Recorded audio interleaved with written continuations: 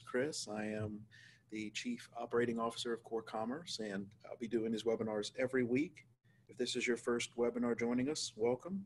We appreciate you, and we look forward to seeing you back in future webinars. We'll do this every single Tuesday at 10 a.m. And as always, if you have any topics that you'd like me to cover, feel free to shoot an email to me or call us, tell us however you want to do it.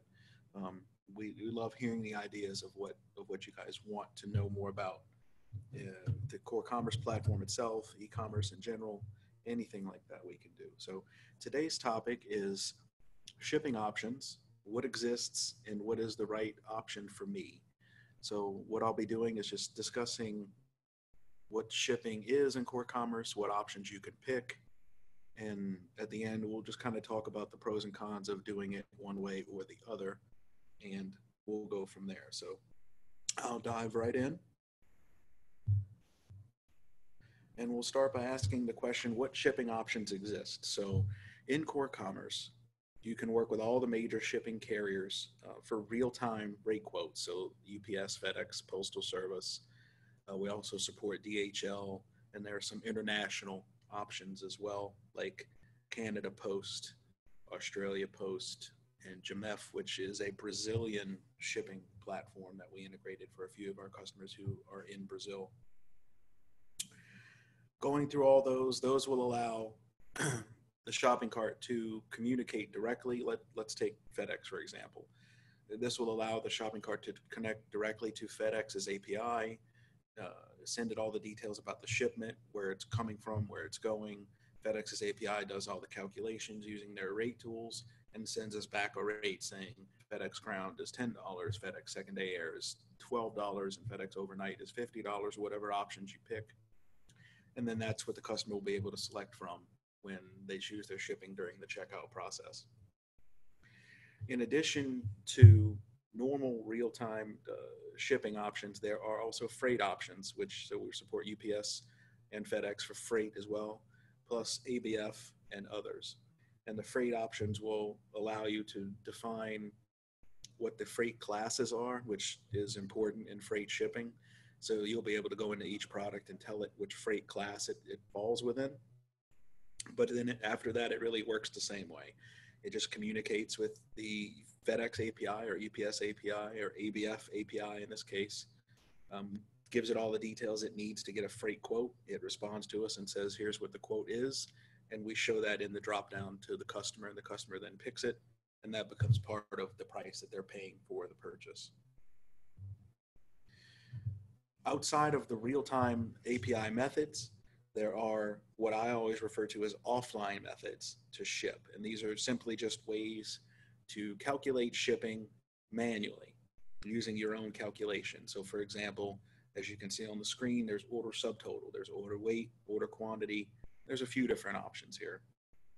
The majority of customers I've seen use this tool will use the subtotal or the weight option to calculate shipping in this fashion. So to talk a little bit more about what subtotal and weight based are, if you've never used them before, it essentially allows you to create one shipping option, and you can call it like custom shipping or shipping, whatever word you want to give it. It'll accept any word you want. And then within that option, you can set the ranges, as you can see an example off to the side here, where I can set a range of subtotal and then what the corresponding shipping charge would be if the order subtotal falls within that range. So in this example, I've said if the subtotal is between $0 and $100, charge $10 for shipping. If it's between 100 and 1,000, charge 25. And of course, you'll want to make sure that you cover all the way up to, the highest amount of order you could possibly take. This system does support the use of infinity, and you can denote infinity by using the number 99999, so 6 different nines together. Essentially, that means a million, right? It will denote that as infinity in the shopping cart, and basically anything above that number as well will also get included, and that's how the shopping cart will handle that number.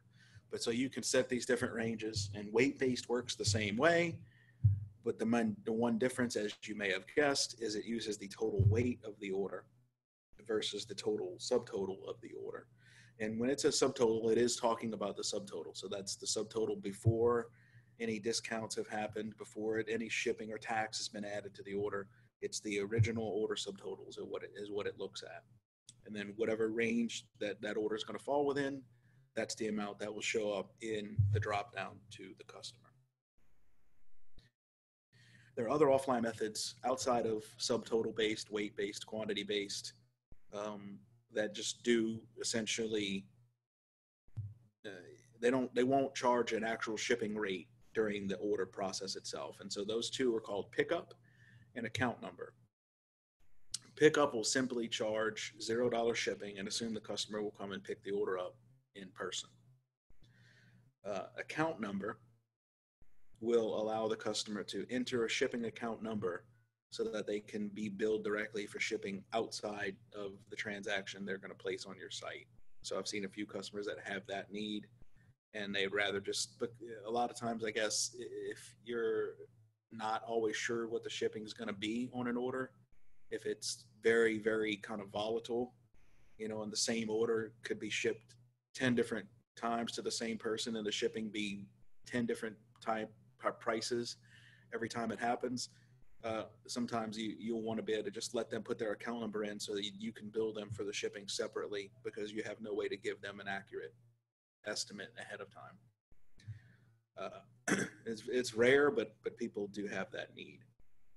And of course, like I said, pickup will just assume the shipping is $0 and let them place the order at $0, assuming they're going to come pick the order up as well. This pickup comes in handy as well is in the shipping zones, and I'll talk a little bit about the zones. I don't actually have a slide that discusses the zones specifically, but a good use for pickup is if you create a very specific shipping zone, like just for the one zip code where your business is located, and only offer pickup in that one zone. You can set things up like, the customer can see a pickup option if they happen to be in the same zip code as your business, but they won't see it in any other instance. So it comes in pretty handy for setups like that. In addition to offering pickup and account numbers, you can also add a handling fee to any zone, and you can do this in each individual zone that you create. You can tell it whether there's a handling fee that applies to that zone or not. Of course, in my screenshot, there would be a number in that field, let's say $5. And then what happens is it will add, physically add $5. Let's use the number 5 as an example. It'll physically add $5 to the shipping options. So the shipping essentially becomes shipping and handling. It's not a split out item. So the way that would work is, let's say you're going to use UPS for your shipping quotes. If UPS comes back to us after we send them a request and it says ground shipping is $10, and then you have a $5 handling fee, well, in that drop down, you're going to see UPS ground $15. And it's going to be automatically adding that 5 to every single UPS option that is available, that ends up being available to the customer to select from, so that they're paying that handling fee no matter which method of shipping they pick. And if you had offline methods as well, they would also append that $5 to whatever the calculated number was that the system created. And again, you can do that per zone. So you can have one zone that has a handling fee, one zone that does not have a handling fee. Free shipping is another option that a lot of customers use, and it can be set at the shopping cart level, not at the shipping zone level. So in either case, you can enable it from a high level. You can determine whether the free shipping applies to, like, for example, just the United States. You can pick which country, and then you can set what the subtotal has to be in order to qualify for free shipping. And then the way this tool works is once you've crossed that $100 threshold, it will add another option into your shipping dropdown that offers a shipping option that is $0, and it uses the word free on it. And then down below, you don't see it in the screenshot here, but down below you can define what that shipping method is actually called. If you want to call it UPS ground free, you can. If you just want to call it free shipping, you can call it that. So it lets you kind of customize the label it uses as well. And again, you can define which country it limits that to and what the minimum subtotal has to be in order for it to offer that to the customer. So now that I've gone through that, it brings up the question of which way should I do it? Should I use real time? Should I use offline methods? Well, in most cases, most customers, I believe, use real time, is from what I've seen in the system. Um, but so I came up with this list of different just pros and cons of using each way for you to review, and we'll go over those now. So for real time, the benefits of going with real time is every rate is super accurate. It's to the penny. It's based on the exact weight of the order. It's based on the amount of travel it's going to have to do.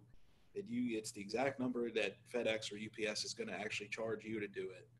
And so you know exactly how much you're going to pay for shipping and can choose to, charge a handling fee on top of that or pad those rates above and beyond that if you want to make a little money on shipping.